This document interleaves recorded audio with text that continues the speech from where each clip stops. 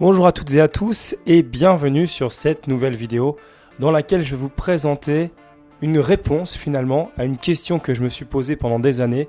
C'est comment attaquer la structure de pion blanche sur la défense Caro-Kann ou française variante d'avance, avec un pion blanc qui est sur E5, une structure avec C3, D4, E5.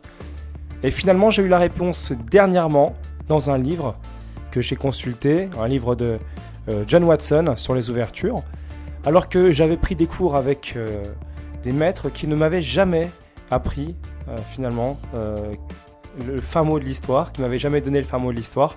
Donc je me permets aujourd'hui humblement de vous le transmettre en espérant que ça puisse vous permettre de comprendre avec plus de facilité les différents plans dans ce type d'ouverture. A tout de suite pour la suite de la vidéo. Donc nous voilà sur cette partie d'Alexander Grischuk contre Ruslan Ponomariov, à l'époque où Grischuk était encore moins fort au classement que Ruslan Ponomariov. Et ce qui est très intéressant ici, c'est vraiment la façon dont Ponomariov va attaquer la structure de pion central des Blancs. Alors dans la partie, effectivement, ça ne va pas lui donner raison, puisqu'il va se faire mater en 27 coups. Donc ça, c'est pour la partie. Je voulais, avant de commencer cette partie, parce que c'est un moment quand même un peu spécial, vous souhaiter à toutes et à tous de bonnes fêtes de fin d'année, tout le meilleur aussi pour l'année prochaine, puisque étant donné que je vais jouer un tournoi, je n'aurai pas le temps de reposter une vidéo avant la nouvelle année. Donc tout le meilleur pour l'année prochaine, tous mes souhaits de réussite, que ça soit dans votre vie personnelle, mais aussi dans votre vie professionnelle et sur l'échiquier. Et puis simplement le souhait aussi de rapide progrès et puis de continuer ensemble à découvrir ce jeu fabuleux qu'est le jeu d'échecs. Voilà, donc là maintenant on peut passer à la partie. Je me mets du côté des noirs volontairement, étant donné que c'est vraiment l'attaque des noirs qui va être intéressante sur la structure de pion. Donc E4, donc c'est une défense à l'équine avec cavalier F6, E5, cavalier D5, D4 et D6 pour attaquer la structure de pion. Donc ici, on peut jouer d'autres coups, mais Alexander Grischuk préfère cavalier F3, ok, G6. Donc je ne vais pas rentrer dans le détail, simplement on veut développer le fou pour venir attaquer les pions, tout ça c'est théorique, il n'y a pas de souci là-dessus. Fou C4 attaque le cavalier vient sur B6, fou B3. Le fou est placé sur une belle diagonale. Il faut faire très attention au sacrifice sur F7 qui peut arriver parfois. Bon là le fou est en C8 donc empêchera un cavalier de venir se mettre sur E6. Donc ça c'est extrêmement intéressant pour empêcher le sacrifice sur F7. Il faudra toujours garder un œil là-dessus puisque très régulièrement on peut trouver ce genre de sacrifice thématique. Ok, fou G7. Et donc A4, alors ça c'est encore une fois une des grandes idées qu'on peut voir dans le livre sur les 50 idées stratégiques de Terekin. Alors l'idée c'est quoi? C'est que sur A4, on veut chasser en fait le cavalier qui est mal placé sur B6 et créer un pion passé de réserve. Donc en gros c'est, je schématise mais c'est à peu près le plan ici des blancs.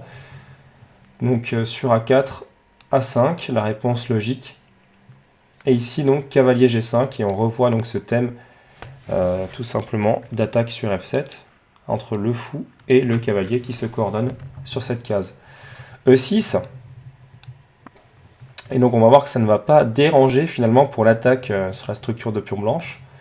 Donc F4, donc en fait l'idée de cavalier G5 c'était pas d'attaquer sur F7, il était évident que Ruslan Ponomariov à 2630 le verrait. Mais c'est juste de jouer F4 pour soutenir en fait la chaîne de pions blancs. Donc, tout est une question de structure de pion. Donc D prend E5. Alors ok, on pourrait faire D prend E5, mais il y aurait dame prend dame et des rocs. La suite de la partie donnera raison à Grischuk sur F prend E5. Et donc là, on voit tout de suite une faiblesse apparaître sur F7. Ça va être le grand thème de cette partie. C5. Alors la première idée. Et c'est là en fait que mon propos va être véritablement intéressant et pertinent. C'est-à-dire que C5, c'est vraiment le coup qui répond à ma question. C'est-à-dire, moi, je me demandais, dans ce type de structure, comment est-ce qu'on va attaquer les pions centraux des blancs. Ok, on connaît tous les variantes avec cavalier C6, dame B6, etc. Mais je voulais savoir concrètement à quel plan cela faisait référence. Et en fait, il y a deux choses qu'il faut savoir dans ce type de structure pour les blancs. C'est qu'on va déjà attaquer la plupart du temps sur l'aile dame la base, c'est-à-dire vraiment la base, donc c'est-à-dire le plus loin possible, et ensuite la tête.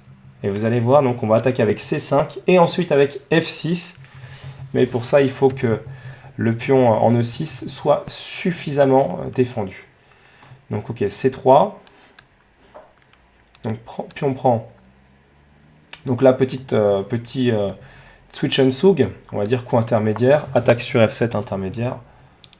Coordination entre le cavalier et la tour sur cette case. Donc petit roc. Voilà. Petit roc. Donc prise sur D4. Maintenant qu'on a protégé sur F7, prise sur D4. Donc cavalier C6 pour rajouter de la pression, évidemment, sur ces deux pions et développer une pièce au passage. Donc cavalier qui revient sur F3 pour reprotéger tout ça. Donc il y avait le pion notamment D4 qui était en prise. Et là maintenant, la suite du plan avec F6. Et c'est là véritablement que j'ai ma réponse. C'est donc C5 suivi de F6 et pas l'inverse. Donc on attaque d'abord la base et ensuite la tête. Voilà. Je vais vous montrer la suite de la partie pour l'aspect, on va dire, esthétique et peut-être historique aussi. Ça peut toujours être intéressant. Un beau mat à l'étouffer en fin de variante. Donc ok, cavalier C3. F prend E5. Et là, maintenant, des tactiques vont apparaître dans la partie où Grischuk va savoir vraiment mettre la pression sur Ruslan. Fou G5. Et les problèmes commencent. Donc dame D7. La dame est attaquée. Donc D prend E5.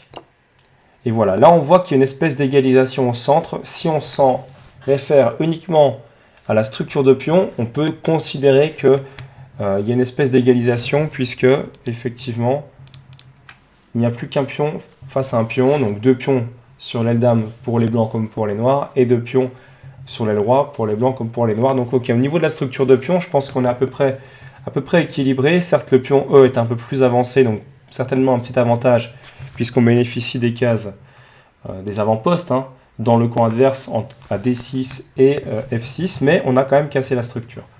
Les pièces vont pouvoir se libérer. Ok, donc cavalier prend E5, c'est le coup joué par Ruslan. Cavalier prend E5. Réponse du berger à la bergère. Tour prend F1, donc dame prend F1. Et ici, dame D4 échec pour récupérer le cavalier dans des bonnes circonstances, donc roi H1. Et dame prend E5. Malheureusement, le fou n'est pas assez actif ici et Ruslan va le payer. Donc ok, on attaque le fou en G5. Mais il y a une excellente défense, donc c'est de jouer fou D8 avec des thèmes tactiques qui vont apparaître et on va le voir assez rapidement. Donc dame C5 est joué pour protéger le cavalier en B6 qui n'était pas protégé, qui était attaqué par le fou en D8. Cavalier donc en E4 qui attaque la dame dans cette configuration et qui va menacer, vous allez voir, tout un tas de choses une fois qu'il s'installera sur G5. Donc dame B4 attaque le fou. Donc ça c'est un jeu, j'attaque ici, je défends ici, tout est un petit peu en l'air. J'attaque également sur E4, enfin bref c'est... Et cavalier G5, protégé d'ailleurs par le fou, on peut le souligner, c'est intéressant. Et défense indirecte finalement du fou en B3, puisque tout simplement, si dame prend, je vais vous montrer la variante, il y aurait dame F7 échec, roi H8 suivi de dame E8, de dame E8, fou F8, dame prend, qui va mater.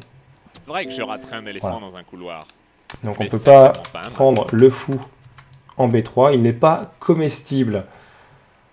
Par conséquent, c'est roi H8, le coup qui va être joué par Ruslan. Et Grischuk remet simplement la pression avec dame F7. Donc ok, l'idée c'est assez simple, c'est qu'on remenace dame E8. Et Ruslan va jouer fou D7 pour empêcher dame E8. Et vous allez voir qu'il va tomber dans un piège. Alors bon, il l'avait vu certainement, mais c'était imparable. Fou prend E6. Maintenant que la pièce était soi-disant attaquée. Et donc tour prend D8, alors on aurait pu voir fou prend E6, cavalier prend, et c'était un peu mort partout, parce qu'il y avait une menace de mat sur E8, etc. et de faire dame prend G7 par exemple. Mais on va voir que ça s'est fini un peu plus élégamment. Tour prend D8. Et là maintenant je vous laisse chercher le mat en 2 pour les blancs, mat à l'étouffé. Je pense que vous l'avez vu. C'est dame G8 échec. Tour prend forcé, cavalier mat. Voilà, donc elle était assez esthétique cette fin de partie. C'est pour ça que je me suis permis de vous la montrer. Mais enfin maintenant vous avez la réponse. Dans ce type de structure où les pions ont été avancés du côté des blancs, on attaque d'abord la base et ensuite on attaque la tête. En tout cas si c'est possible. Voilà, donc j'espère que cette vidéo vous permettra de comprendre comment justement attaquer ces structures de pions blanches.